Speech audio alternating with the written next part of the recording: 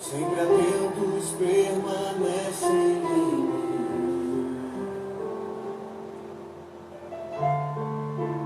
e os teus ouvidos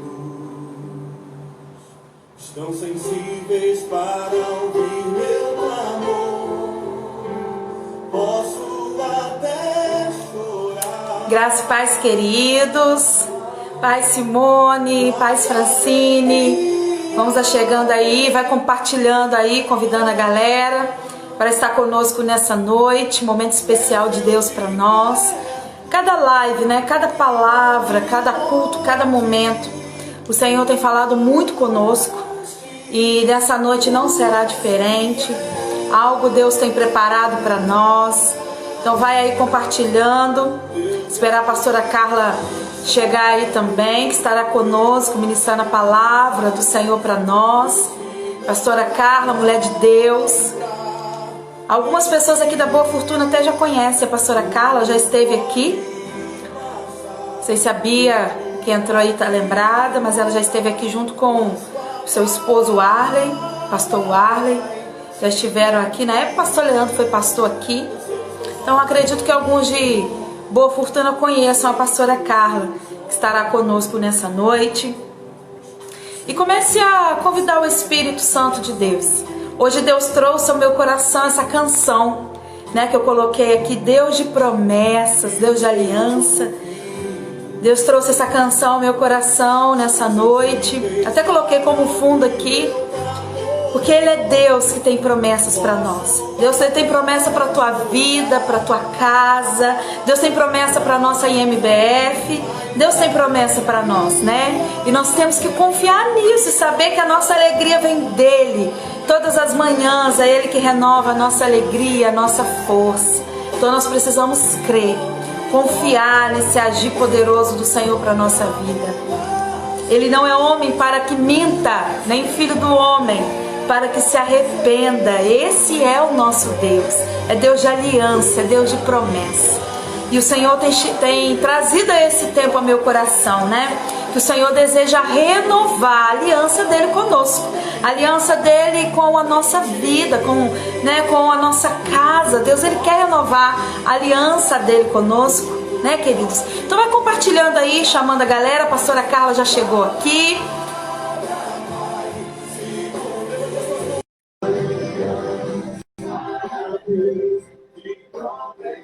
Já fiz o convite para a pastora Carla. Olá, boa noite. Paz, pastora. Paz. Coisa boa ter essa pastora querida conosco. Tava antes, né, de você chegar, eu estava falando aqui com a galera de Boa Fortuna, que, se eu não me engano, você já teve aqui, né, pastor Leandro, mas o pastor Arley não já? A Porciúncula eu sei que for, eu acho que é aqui também, se eu não me engano. Estive aí, acho que 2 vezes. Uma vez com o pastor Leandro e outra vez com outro pastor também. Já tive a oportunidade de estar aí 2 vezes. Acho que uma vez foi até uma festa que a igreja faz, ou fazia, eu não sei. E foi muito bom. E é muito bom estar aqui com vocês nessa noite. Para nós é um prazer, pastora Carla, que é referência, né, para o meu ministério, para nós mulheres. Iniciamos aí o nosso ministério, né? Pouco tempo de caminhada, a pastora Carla sempre sendo essa referência para nós, ela e o pastor Arley, né? São referência para nós. E nós louvamos a Deus pela sua vida, por estar conosco. Já estava, né, nos meus planos de trazê-los esse ano aqui, mas dessa vez de forma diferente, né? Mas não vai faltar aí oportunidades. Não estava no nosso plano uma pandemia, né? É verdade. Não estava no nosso plano. Pastora, tá bom o som aí? Tá, estou ouvindo. Ah, então tá. Estava ajustando aqui. Amém. Eu vou estar orando, pastor, e vou te deixar aí à vontade com a galera, tá bom? Tá. Você tá bem, pastora? Tudo bem, graças a Deus. É? Tudo certo. Ah, então tá. Tudo bem, graças a Deus. Pai, nós queremos te louvar, Senhor. Te agradecer por essa noite. Obrigada. Quero te louvar, Deus, pela vida da pastora Carla, Senhor. Amém. Tem sido referência para nós, oh, Pai. Te louvamos pela vida da tua serva, pela vida do seu esposo também, pastor Arley. Deus, essa família que é tão abençoada e querida por todos nós. Pai querido, eu quero te louvar por toda a IMBF, 32 anos, ó Pai, a qual o Senhor tem fortalecido este lugar e feito maravilhas no meio de nós. Quero te louvar por cada homem e mulher, Deus, que estará conosco nessa live, aqueles que estarão escutando depois. Pai, que haja a tua bênção e o teu cuidado sobre Amém. cada um. E que teu Espírito Santo venha falar, Deus, no meio de nós. Assim nós oramos e abençoamos a tua filha no nome de Jesus. Amém. Amém. Fique à Amém. vontade, pastora. Amém. Primeiro, eu quero dizer que é uma alegria, viu, pastora, estar aqui, estar com vocês. Eu sei que é uma data muito especial para vocês e como a gente está vivendo esse mundo, esse tempo de transição, de adaptação, a comemoração também foi toda mudada, toda transformada. Toda mudada.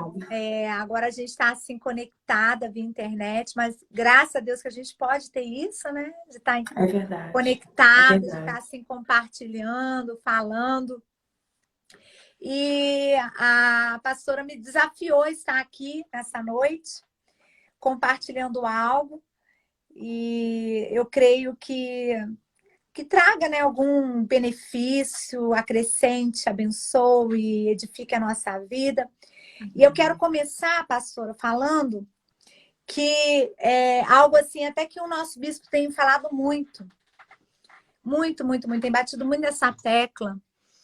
E você que me ouve nessa noite, ou que esse vídeo vai chegar a você até depois, é que mais do que nunca, nós como igreja precisamos ter em mente que um dos nossos alvos agora, ou o nosso investimento, a nossa preocupação, o nosso foco, será trabalhar muito em prol da reconstrução das cidades.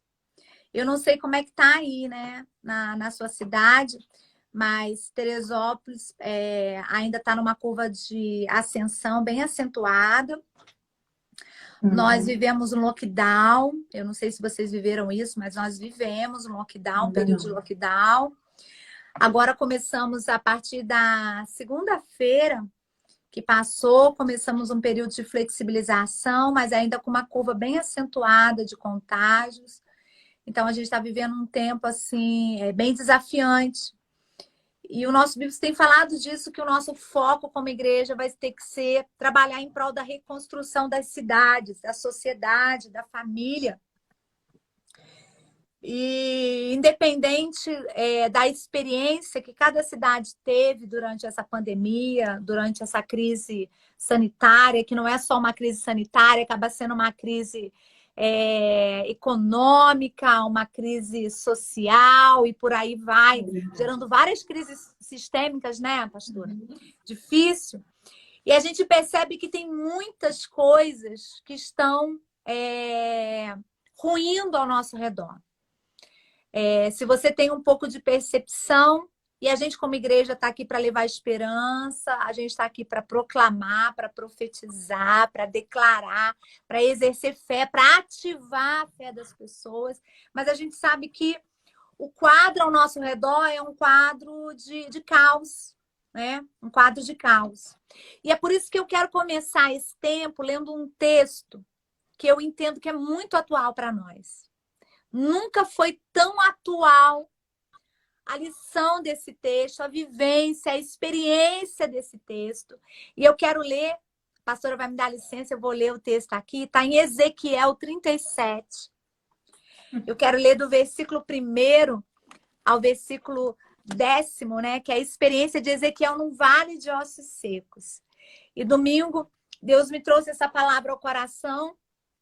Eu cheguei até a compartilhar com a Igreja Metodista Central de Teresópolis, porque eu já preguei tanto esse texto, eu já explorei tantas coisas, mas Deus me levou a ver coisas diferentes aqui, e eu quero deixar essa palavra, eu quero compartilhar essa palavra, e em cima dessa palavra aqui discorrer, a gente compartilhar, pastora, estabelecer um bate-papo, né, para você que está entrando aí. Você também vai interagir, vai participando, vai reagindo. Eu estou vendo aqui que tem até gente de Teresópolis entrando aqui também. Já vi o Gerson, já vi Júlia, já vi Emiliano. Você vai interagindo aí, porque é muito importante isso, essa interação.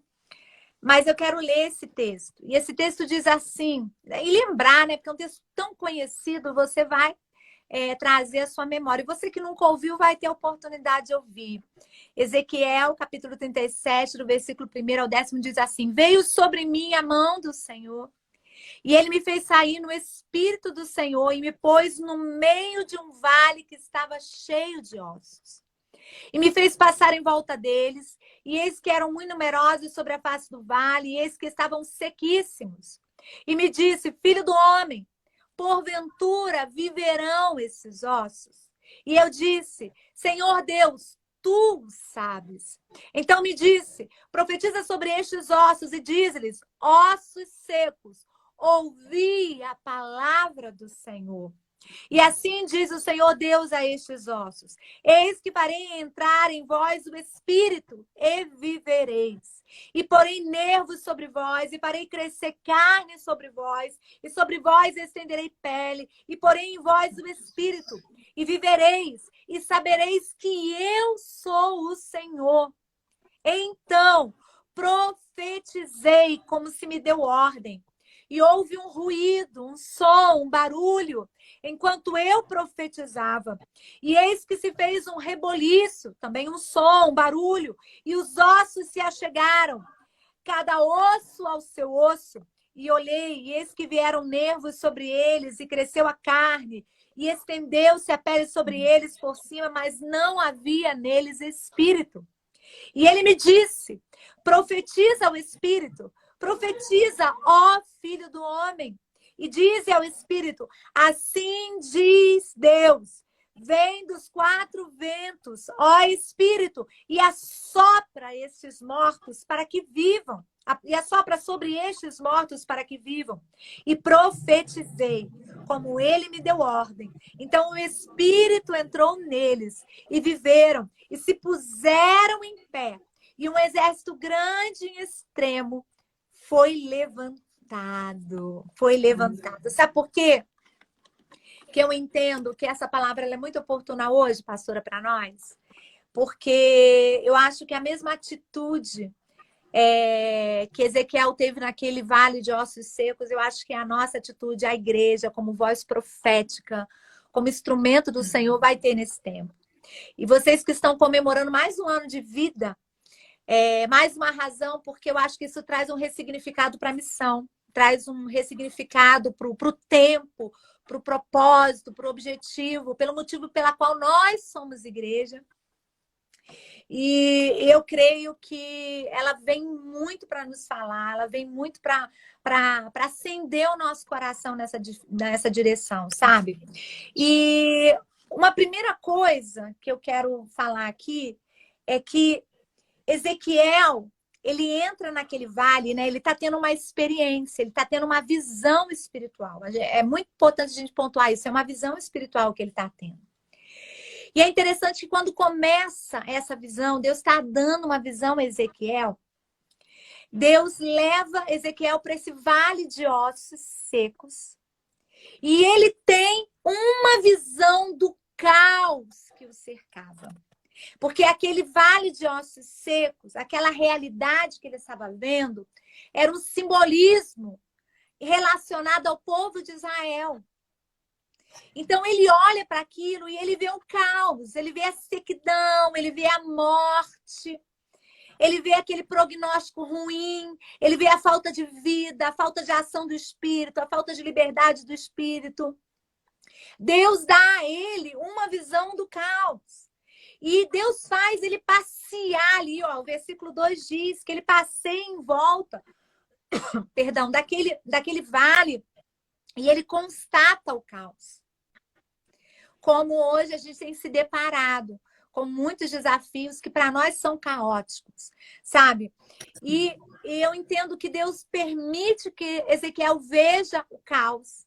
Sabe por quê, pastora? Deus, quando nos dá a visão do caos, ele vem primeiro nos dar essa visão, a visão do caos, para depois nos dar a visão daquele caos transformado pela glória dele.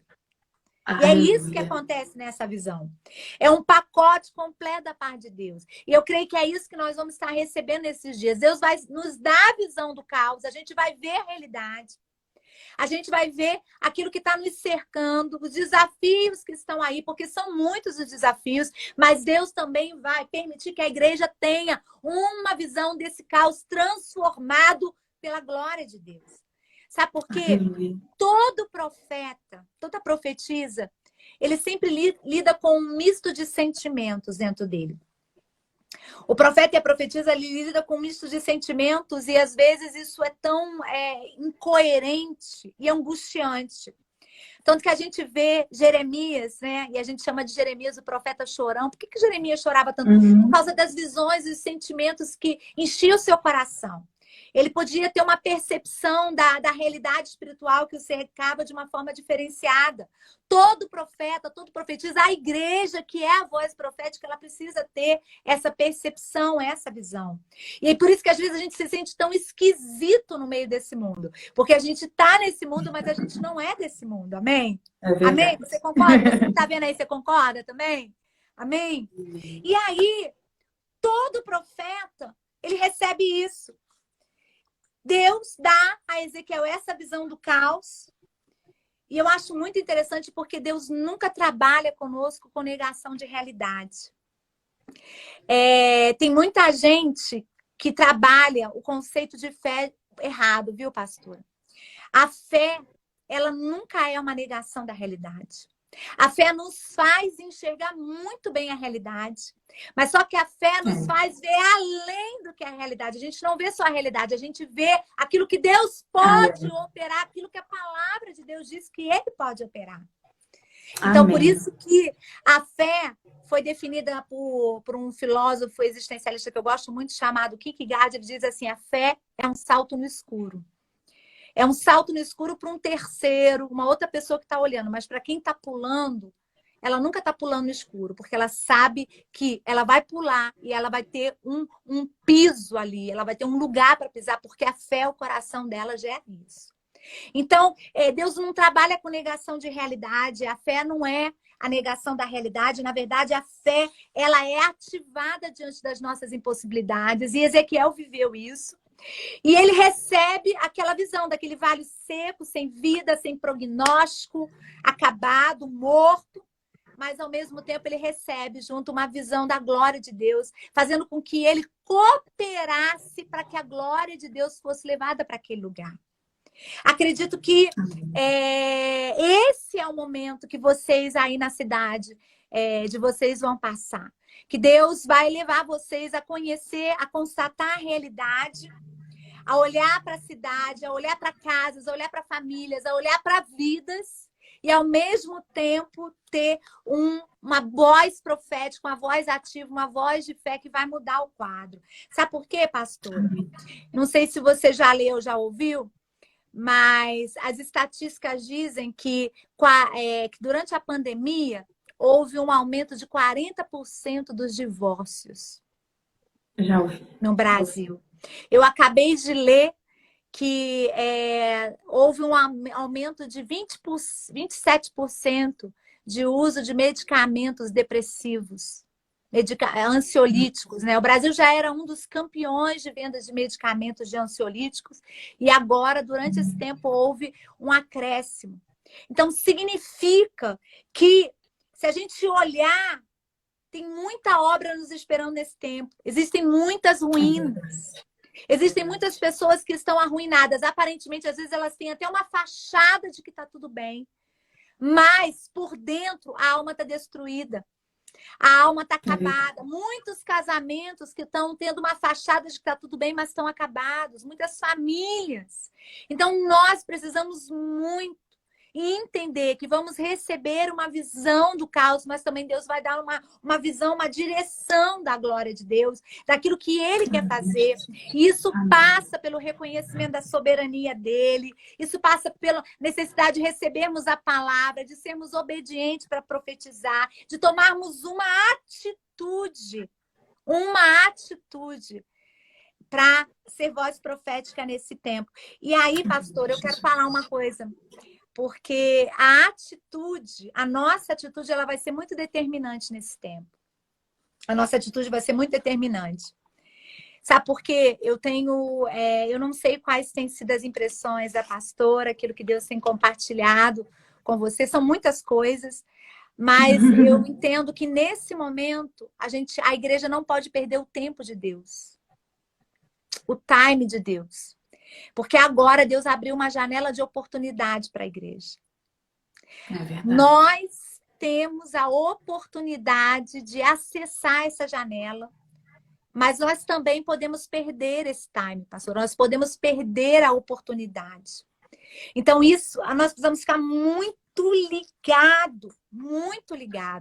E aí, a nossa atitude, quando a gente se deparar com o Vale de Ossos Secos, ela vai ser muito determinante.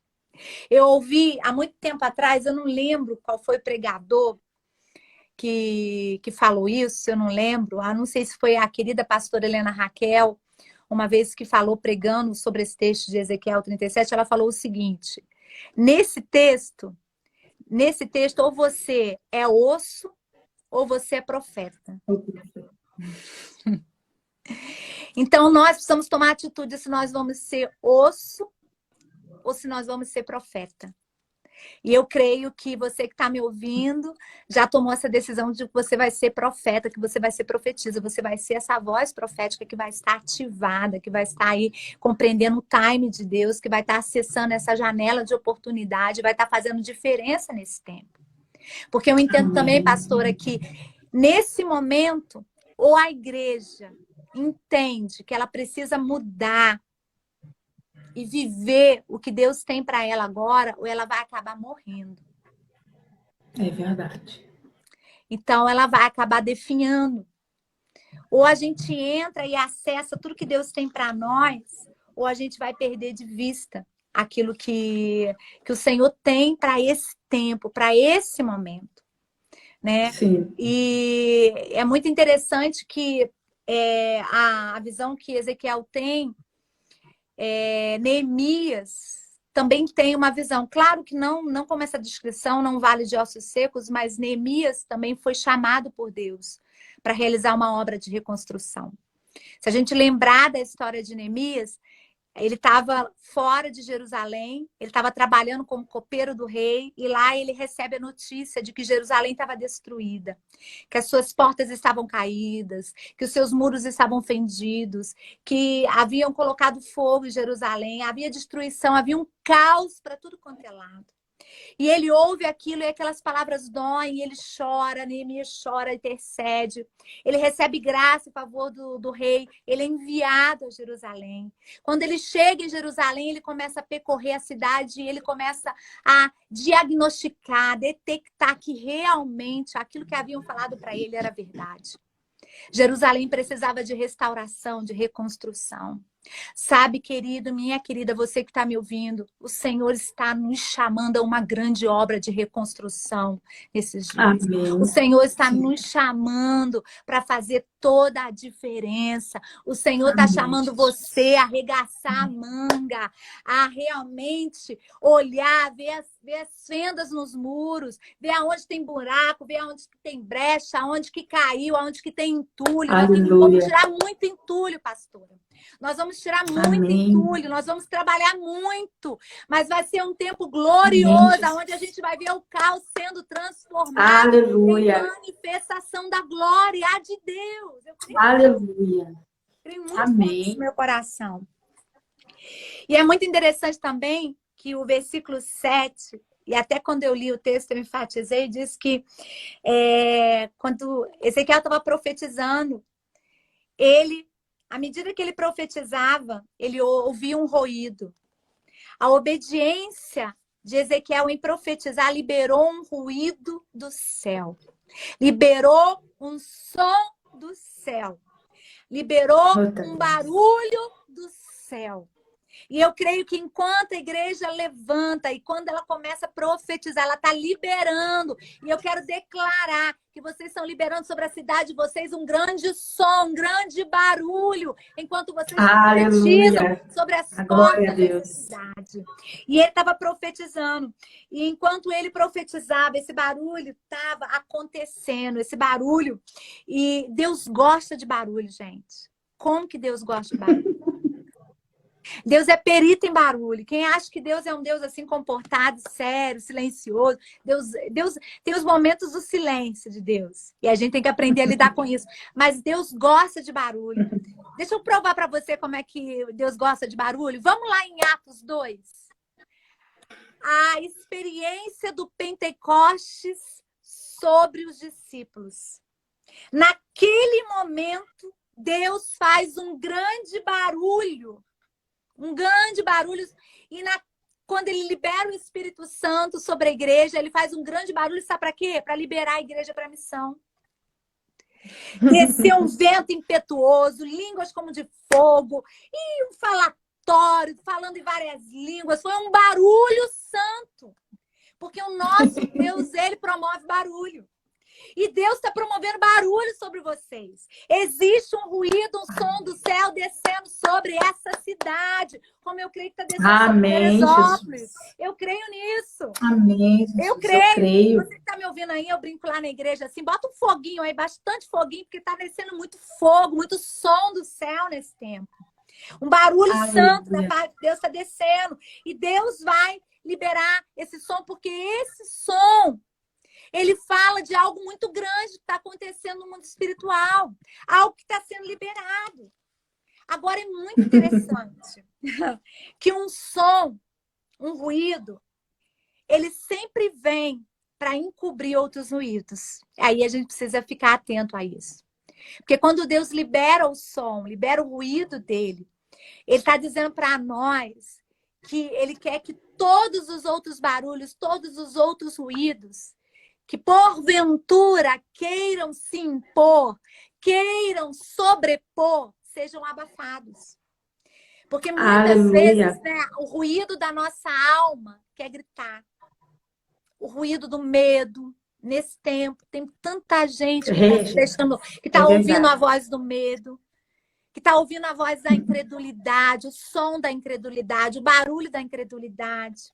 Tanta gente agora que está vivendo debaixo do ruído da solidão. Da solidão. Eu quero dizer que você não está só. Sabe por que você tem o Senhor, você tem o Espírito Santo. Você tem um Deus maravilhoso. E nesses dias o meu marido pregou uma palavra tão, tão tremenda da parte de Deus. Ele falou assim, que na verdade para nós não existe solidão. O Senhor nos chama a solitude, que é diferente de solidão. Solitude é quando nós estamos sem ninguém, mas nós estamos com o Senhor. É bem diferente. Então, essas vozes, elas precisam literalmente serem abafadas. E aí vem um som mais potente, mais intenso, mais grandioso da parte de Deus. E foi isso que Ezequiel estava ouvindo. Sabe por quê? Quantas vezes, enquanto a gente está profetizando sobre uma situação, sobre uma pessoa, sobre uma causa, sobre uma realidade, a gente começa a profetizar e no processo de estar profetizando, a gente vai parando de ouvir o som que vem do céu e a gente começa a ouvir qualquer outro ruído ao nosso redor. E aí aquilo parece que mina a nossa fé, aquilo nos distrai, aquilo nos tira do foco, aquilo nos persuade na nossa caminhada de perseverar.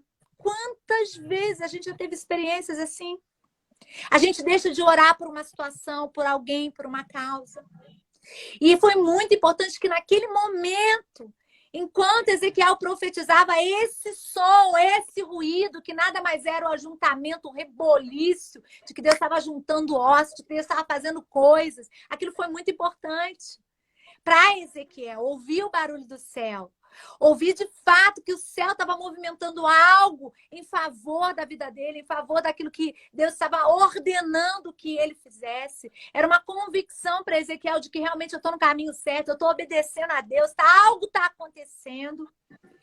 E é muito importante ficar ligado no som. Agora, pastor, é muito interessante que o que faz a diferença e é o que vai nos permitir ter muita clareza é a nossa posição em relação ao lugar do barulho. Deixa eu contar uma experiência de domingo aqui passado de manhã, que vai ajudar a gente a entender o que eu estou falando. Domingo de manhã a gente estava numa live devocional E aqui em Teresópolis choveu muito, muito de manhã. E na hora da transmissão, com aquela chuva forte, faltou luz na cidade, né? Na minha casa, eu só senti que faltou luz porque a internet congelou. E aí depois eu ouvi o barulho Era de manhã, então não estava a luz ligada, eu ouvi o barulho da geladeira voltando. Mas a pastora Viviane, que estava na transmissão, ela mora num bairro aqui, onde a torre de transmissão, a fonte de energia, estourou. E aonde ela estava, na casa dela, teve um estrondo, um barulho absurdo, que ela chegou a tremer dentro de casa. E ela depois compartilhou, voltou a conexão, voltou a energia, ela compartilhou. E isso é muito interessante, porque quanto mais perto a gente está na fonte do barulho, mais intensamente a gente ouve. Agora, quando a gente se distancia da fonte, a gente vai perdendo a capacidade de ouvir aquele barulho. Você está entendendo o que eu estou falando para você nessa noite? Você que me ouviu? É muito importante a gente estar muito perto da fonte daquele que faz o barulho, daquele que está liberando o som, daquele que libera a voz, daquele que libera o ruído. Porque à medida que eu estou mais perto, mais forte é aquele som, mais forte é aquele ruído, mais forte é aquele barulho. E assim foi na experiência de Ezequiel.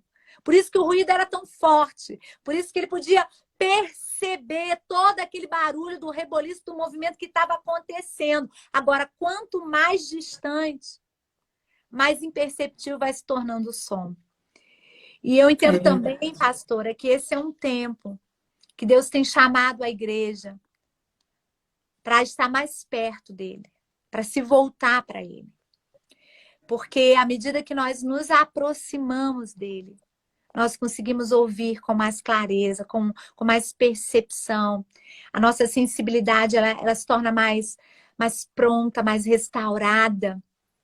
E eu creio que é isso que faz toda a diferença. E foi isso que fez a diferença na experiência de Ezequiel. E é isso que nós precisamos hoje como igreja.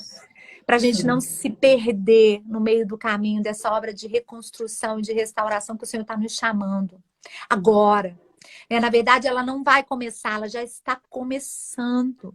Amém, com certeza, todos nós temos tido experiência de pessoas querendo aceitar Jesus, pessoas se reconciliando com Jesus, pessoas clamando por cura, por libertação. Hoje é muito interessante que eu estava encaminhando para uma líder aqui de grupo discipulado, é o nome, contato de 2 mulheres que voltaram para Jesus agora, que estão voltando para Jesus nesse tempo. E eu estava falando, compartilhando com essa líder, né, da necessidade de acompanhar, de ajudar. Quantas pessoas estão precisando ser reconstruídas, precisando de reconstrução, de restauração, de cura, de libertação. Então, nós como igreja precisamos ficar atentos, nós como igreja precisamos entender que esse vai ser o grande foco, né? A grande necessidade que nós prontamente vamos responder, porque a nossa atitude ela vai ser muito diferenciada. Eu creio que vai ser uma atitude que vai fazer diferença nos lugares, aonde a gente passar, onde a gente estiver, a gente vai realmente fazer a diferença, viu? E, pastora, uma outra coisa que me chama a atenção nesse texto é que o objetivo da visão, dessa visão que Deus está dando a Ezequiel, é mostrar que, se a gente não lê o capítulo todo, mas todo o capítulo de Ezequiel 37 ele é muito rico de revelações. É um texto muito precioso, é um texto que sempre quando a gente se depara, Deus traz algo novo, traz uma palavra rema, abre os nossos olhos, não é verdade, pastora? E Ezequiel fala que quando a gente lê todo o texto, a gente vê que Deus está, no fundo, o objetivo de Deus dar essa visão é dizer para Ezequiel que ele está levantando o seu povo como exército. Por isso que ele pega lá, desde aqueles ossos secos, que não tinham vida, que não davam, que ninguém poderia dar nada, ou do caos mesmo, e ele transforma num exército vivo, num exército poderoso. E ele diz que ele sopra do Espírito, ele libera o Espírito, ele libera a vida, ele levanta aquele exército perfilado, aquele exército poderoso para atuar. E isso nos fala que, mais do que nunca nesse tempo, todos nós ingressamos num campo de treinamento. Não tem uma pessoa, não tem ninguém, não tem ninguém. Eu acho que até as crianças, elas foram matriculadas durante esse período de pandemia num tempo de treinamento, um campo de treinamento. É verdade. Para que a nossa consciência ela seja muito, muito clara, muito precisa nesse momento de que nós somos um só exército do Senhor. E aí, quando nós entramos nesse campo de treinamento, automaticamente nós temos que aprender a fazer muitas coisas ao mesmo tempo. Eu tenho certeza, por exemplo, pastora, eu nunca tinha feito live na minha vida. Nunca. Nem eu. Nossa, que tratamento para mim. Que tratamento para mim ficar fazendo transmissão online, pastora. Deixa eu confessar, eu estou sendo curada. Porque eu me suportava ver em vídeo, eu me suportava ouvir minha voz gravada, sabe? Aquelas coisas. Também sou assim. Nossa, pai. E aí começar a ter que fazer um vídeo atrás do outro, transmissão online, literalmente, todos nós fomos empurrados à nossa zona de conforto. Nós fomos colocados em alguma área, em alguma situação para treinar. Por exemplo, deixa eu falar, você pai e mãe, que me ouve, você vai sair dessa quarentena dando beijos e abraços nos professores dos seus filhos. Porque você descobriu que ensinar é um desafio demais às crianças. E olha que você às vezes só ensina um filho por vez. E os professores lidam com uma classe toda ao mesmo tempo. É verdade. Não é? Você teve que aprender a dar aula para os seus filhos em casa. Esses dias a minha cunhada, os meus sobrinhos são pequenos, e a minha cunhada tá falando assim um nível, ela falou assim, eu tô estressada, porque um estuda de manhã e outra à tarde, ela fica o dia todo por conta de só para, aquela coisa, né, faz almoço, para dar almoço, emenda com um, com o outro, e assim, todos nós tivemos que sair da nossa zona de conforto. Sim. Tivemos que ser treinado em alguma área que a gente era meio que deficiente, ou que não colocava a mão, ou que era desconhecida, que gerava medo, e a gente teve que encarar.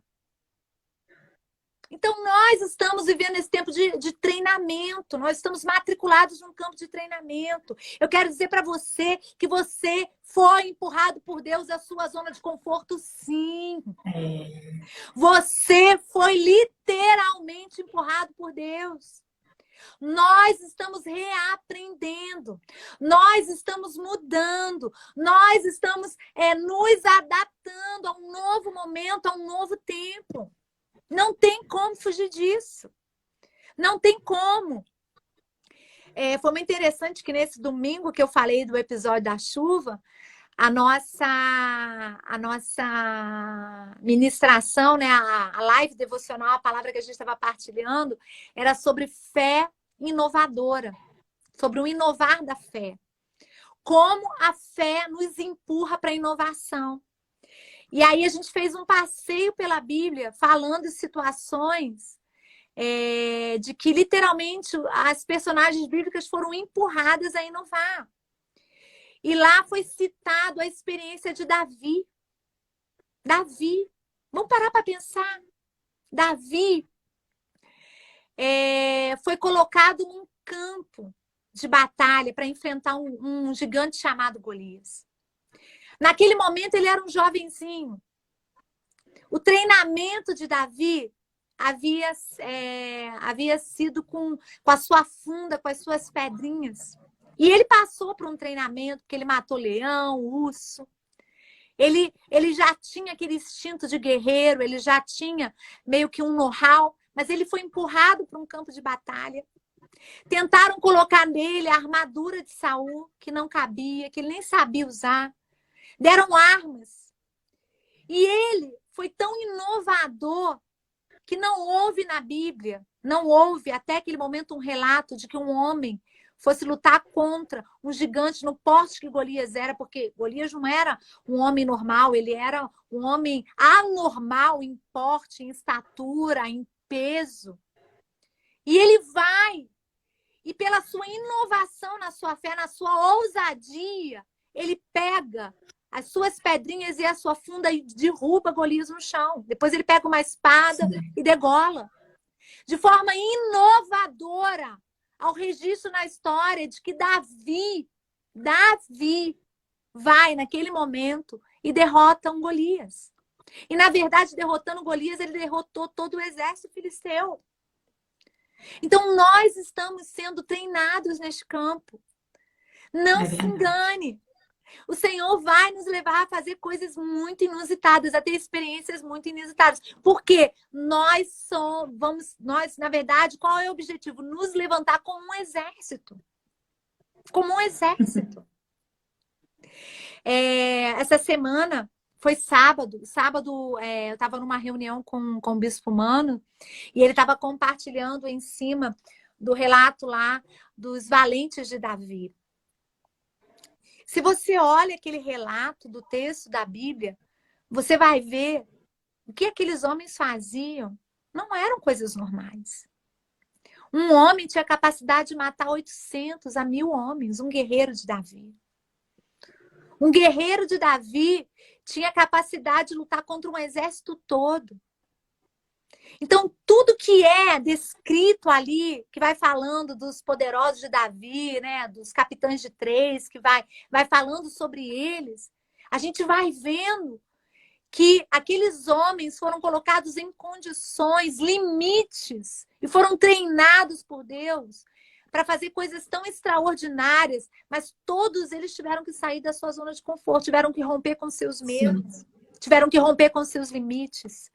Tiveram que romper com os seus não posso, não dá, não consigo. E é isso que tem acontecido conosco, viu, pastor? É isso que está acontecendo com você. Com você. Nós estamos sendo conduzidos.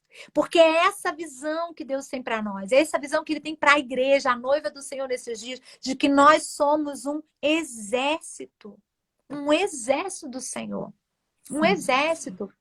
Sabe por quê? Ele está falando para o povo de Israel. E aí é muito interessante que Deus mostra a Ezequiel que estava restituindo o povo à terra. E aí eu quero com calma aqui, pastora. Porque quando a gente pensa em restituição, a gente sempre pensa em algo que vai ser restituído a alguém. E aqui no texto, a lógica é diferente. Deus estava restituindo o povo à terra. A terra estava lá. A promessa de Deus estava lá. A promessa de Deus não havia se perdido. A promessa de Deus estava lá. A terra estava lá. Os propósitos de Deus estavam lá. Os sonhos do coração de Deus permaneciam lá. Mas o que acontece é que o povo de Israel é que tinha se perdido. O povo de Israel tinha se perdido nas suas contaminações, na sua idolatria, na sua divisão. E porque eles haviam se perdido, eles haviam se distanciado da promessa. E nessa noite Deus está falando para você que entrou aí, para você que está ouvindo, para você que depois vai acessar esse vídeo. Sabe por quê? Às vezes você acha que a promessa está perdida, que a promessa se perdeu. E eu quero te dizer que a promessa não se perdeu, a promessa não está perdida. Mas talvez você tenha se perdido no meio do caminho. E aí é tempo de voltar. É tempo de você ser restituído à promessa. Porque a promessa é o próprio Deus, a promessa é dele, como você também é dele. Tá tudo no mesmo lugar, Maera, tá botando, tá tudo no mesmo lugar. Sabe, tudo que Deus já estabeleceu no mundo espiritual já tá aí, pastora. Já tá aí para nós, povo de Deus. Já tá aí, gente. Nada foi alterado. O que acontece é que nós nos perdemos. Nos perdemos no nosso mimimi. Nos perdemos na nossa meninice. Nos perdemos na nossa infantilidade. Nos perdemos, às vezes, na nossa rebeldia. Na nossa impaciência. na nossa dificuldade em esperar o tempo de Deus, a nossa dificuldade, pastora, de entrar no fuso horário de Deus, de entender que Deus tem um tempo e um modo para todas as coisas. E aí nós nos perdemos no meio do caminho. Nós nos perdemos. A gente perde a essência, a gente perde a vida de oração, a gente perde, às vezes, o feeling da comunhão. A gente vai perdendo tudo isso. E aí, literalmente, a gente fica olhando para a promessa e ela vai se distanciando mesmo. Mas ela permanece ali. Aquele que fez a promessa permanece ali, porque Deus não revoga as suas palavras. Deus não revoga nada do que Ele disse ao seu respeito. Não está revogado, está aí. Está aí. Sabe, pastor, tem mais ou menos uns 2 domingos atrás, eu ministrei uma palavra para mim, foi muito forte, porque pessoalmente foi para mim, foi para uma experiência, uma palavra que ficou intitulada assim, por que a minha montanha não se move? E eu fui trabalhando a perspectiva, a simbologia do monte na Bíblia, o que significa o monte e a montanha, né? Porque tem um significado muito forte. Tem montanhas que não vão ser movidas, né? Tem montanhas que Jesus disse lá em Marcos, que a gente pode dizer assim, Jesus caminhando com seus discípulos veem Jesus ordenar que uma figueira fique seca, porque ela não tinha fruto. Aí ele está falando sobre fé, ele fala assim, olha, se vocês tiverem fé, vocês podem ordenar esse monte para que ele se erga e lance no mar. E aí os discípulos ficam assustados, né? E eu estava falando assim, por que às vezes a gente comanda os montes e os montes não saem do lugar? O foco do sermão era esse. E aí eu discorri sobre os montes. Eu estava falando, dentro de muitas coisas que foram compartilhadas, eu falei que tem montanha que Deus não vai remover da sua vida. A montanha que às vezes simboliza um problema, um obstáculo, uma dificuldade, ela não vai ser. Sabe por quê? Essa montanha ela foi colocada por Deus aí no meio do seu caminho, porque na verdade ela é um convite que Deus faz para você escalar essa montanha. Você não vai ordenar para ela sair, você vai ter que escalar ela. Porque quando você escalar ela, sabe o que vai acontecer? Você vai ter que chegar lá no pico, no ponto mais alto da montanha. Quando você chegar lá, você vai encontrar Deus. Quando você chegar lá, você vai ouvir coisas que Deus não vai falar com você no pé da montanha, no meio da montanha. Ele só vai falar com você quando você chegar lá no cume do alto da montanha. Porque foi assim com Moisés. Lá na experiência do Êxodo, ele falou para Moisés, sobe para cá. Sobe para o monte. E Moisés, com 80 anos de idade, teve que escalar o Monte Sinai e o Monte Horebe. 4.000 metros, aproximadamente 4.000 metros de altura, pastora. Ele teve que subir, 80 anos de idade. Sem ter um caminho pronto, trilhado. Ele teve que trilhar aquele caminho. E Moisés teve que subir no cume do monte. E lá, quando ele chegou lá no cume do monte, é que Deus se revelou a Moisés, é que Deus deu as pedras da lei, que Deus falou com Moisés. Foi lá. Ou seja, Deus poderia ter falado com Moisés lá embaixo, no pé do monte? Poderia. Poderia ter tirado a montanha do meio do caminho de Moisés. Poxa, eu vou facilitar para Moisés, mas ele já está velho, mas ele já está cansado. Não. Ele falou, sobe para cá, Moisés. Sobe que eu vou falar com você lá. Então, nós precisamos entender que esse tempo é um convite do Senhor para a gente se voltar para a promessa. Para a gente ser restituída à promessa. Como é que se volta para a promessa? Voltando para Ele. Subindo nesse cume do monte. Porque essa escalada nada mais é do que escalar a montanha, nada mais é do que construir uma vida de intimidade, comunhão com Deus, de vida de oração. Para a gente ver realmente aonde está, aonde a gente está, né? Aonde a gente pode aperfeiçoar. O que a gente precisa consertar no meio do caminho. Esse é um tempo de muito conserto, de muito reparo, de muitos ajustes, porque esse texto, essa visão que Deus dá a Ezequiel, nada mais é do que uma visão de alinhamento da igreja. A visão profética do Vale de Ossos Secos, que no final, depois ele vê esse exército poderoso, o exército de Deus, é uma visão de alinhamento. É uma visão do chamado de Deus para nós nesses dias, de estarmos alinhados para executarmos uma obra extraordinária nesse tempo. Para reconstruirmos vidas, famílias, casamentos, cidades. Nós vamos ser os instrumentos que Deus vai usar para fazer isso. Entende? É conserto, alinhamento. O prumo do Senhor está passando na nossa vida. Aquela vara, né, de medir que se usa na construção para alinhar a obra, para que a obra seja realmente edificada de forma correta, né? Sem comprometimento na fundação, sem comprometimento no levantar das colunas. É isso que Deus está fazendo conosco. É um tempo de alinhamento para a nossa vida. É um tempo realmente de entendermos que essa visão, ela comunica isso. Comunica o sonho do coração de Deus para nós nesses dias. Por isso que ela é tão atual. Por isso que ela é tão poderosa. Por isso que ela é tão viva. Porque eu e você somos os profetas e profetisas que Deus está levantando nesses dias. Aleluia, Deus. Amém, Jesus. Eu creio muito, pastora, nessa igreja alinhada. Porque assim, eu não sei o seu sentimento, pastor, ou o sentimento... Tá me ouvindo aí o som? Aham. Tá? Eu Estamos ouvindo. Aqui. Peraí, pastor. Ixi. Acho que eu fiz alguma coisa aqui. Peraí, só um instantinho, irmãos. Ai. Virou a câmera. Virei.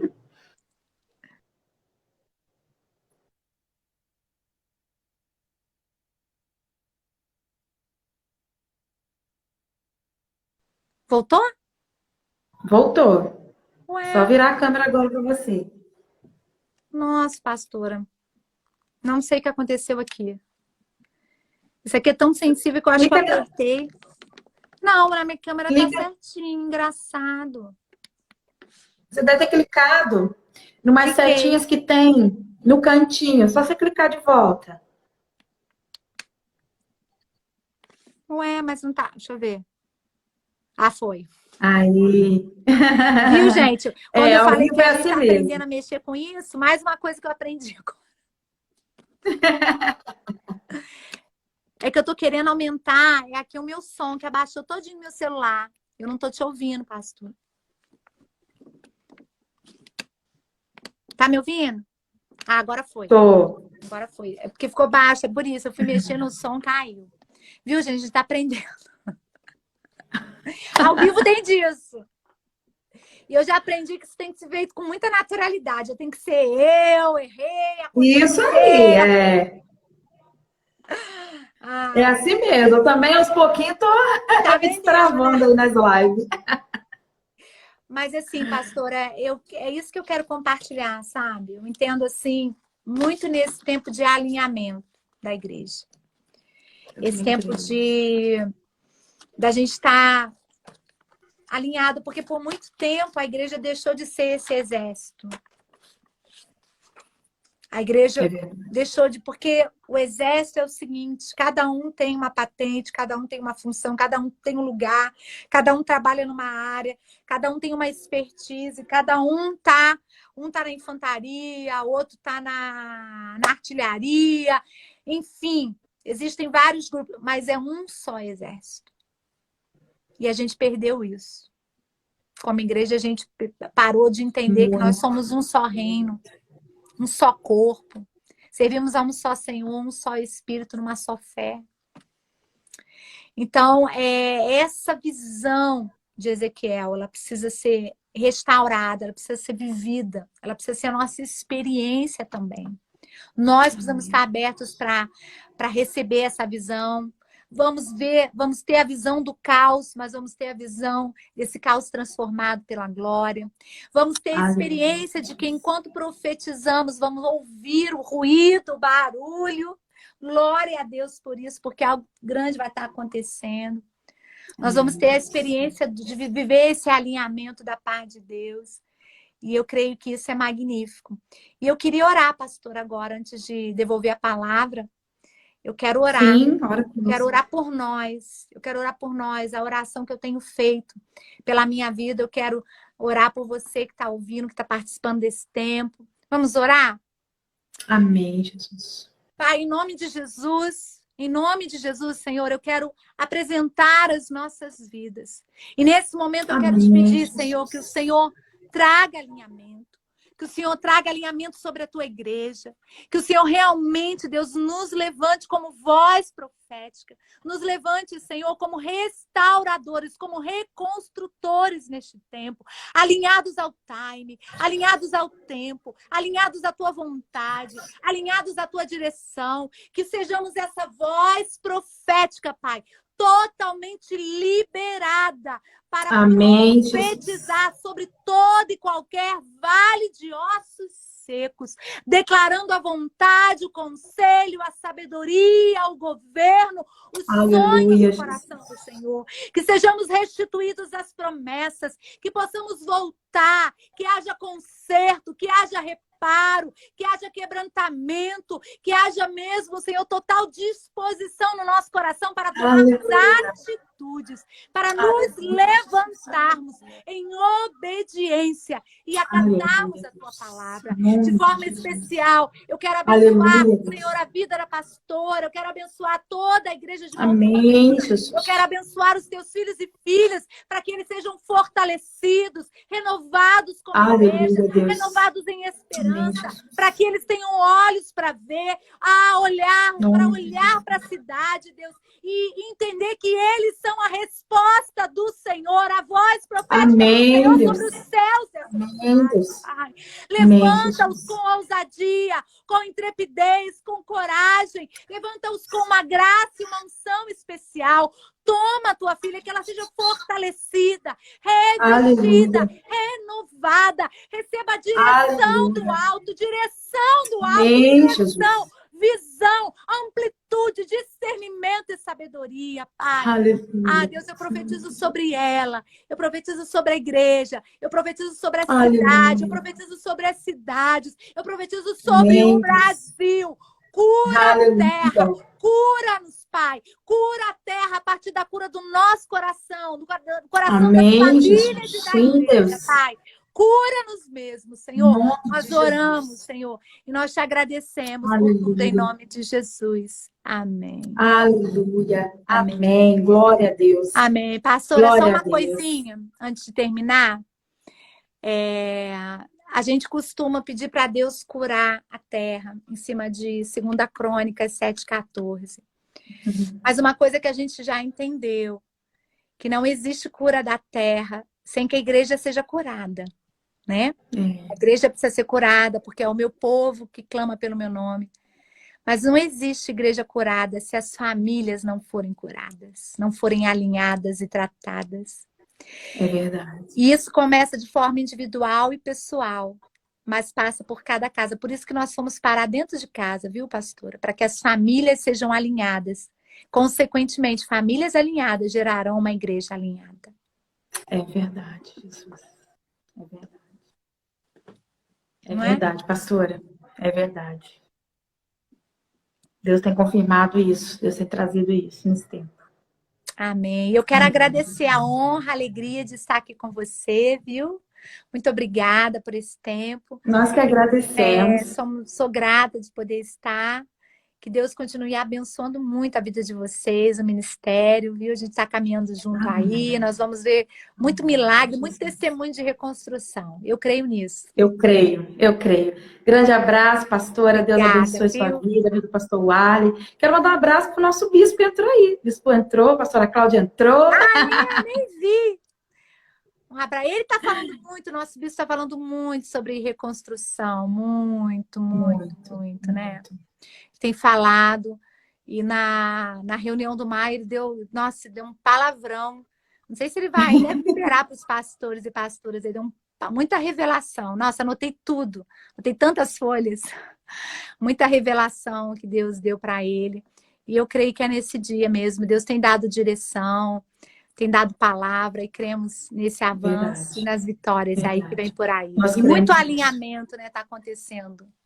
É verdade, é verdade. Grande abraço, pastora. O pessoal está botando para voltar mais vezes. Em nome de Jesus. Já está acabando o nosso tempo. Grande beijo, pastora. Beijo, um abraço para todos aí. Que Deus abençoe. Deus abençoe. Tchau, a paz. Tchau.